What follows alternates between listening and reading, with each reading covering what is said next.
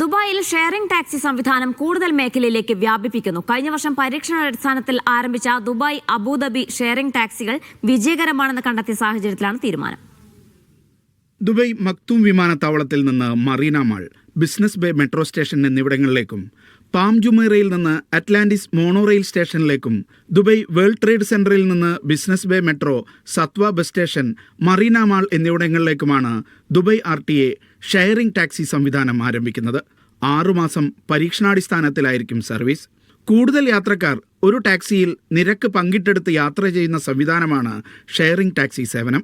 കഴിഞ്ഞ വർഷം Dubai Ibnu Battuta മാളിൽ നിന്ന് അബുദാബിയിലെ അൽവഹ്ദ മാളിലേക്കാണ് RTA ആദ്യമായി ഈ സംവിധാനത്തിന് തുടക്കമിട്ടത്. ടാക്സി ഉപയോഗിച്ചവരുടെ എണ്ണത്തിൽ 228% വർധനയാണ് രേഖപ്പെടുത്തിയതെന്ന് അധികൃതർ പറഞ്ഞു. Media 1 Dubai.